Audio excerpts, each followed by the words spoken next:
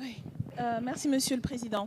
Alors je voulais intervenir donc pour appeler à voter contre l'ensemble de ces amendements et suite notamment à l'intervention de notre collègue Pierre-Henri Dumont qui nous expliquait que ces articles vont amener à ce que des parents en Afrique, ce grand pays, vont envoyer leurs enfants sur les routes pour subir des violences, pour subir des sévices, afin de pouvoir peut-être, parce que ce n'est même pas encore certain, bénéficier d'une protection. Et tout ça avec bien sûr une intention tout à fait louable. Vous citiez ce grand pays d'Afrique et ses parents très honorables qui envoient leurs enfants sur des routes de mort.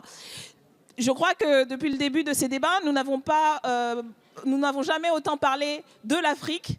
On pourrait s'en féliciter si ce n'était en des termes aussi indignes et insultants.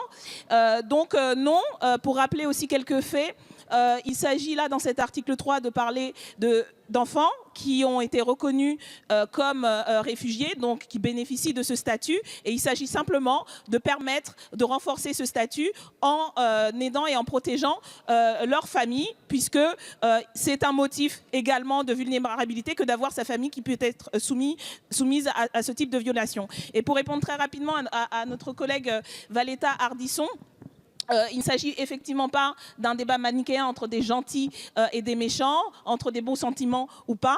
Je pense que nous sommes plusieurs députés à l'Assemblée nationale à avoir connu dans nos circonscriptions des situations très difficiles, à la fois pour les personnes migrantes qui se retrouvent à la rue, également pour les citoyens et les citoyennes. Moi-même, je suis députée de la 17e circonscription de Paris, dans le 18e arrondissement et dans le 19e. Depuis plusieurs mois, depuis même quelques années, il y a des dizaines de migrants qui dorment à la rue, certains en sont morts.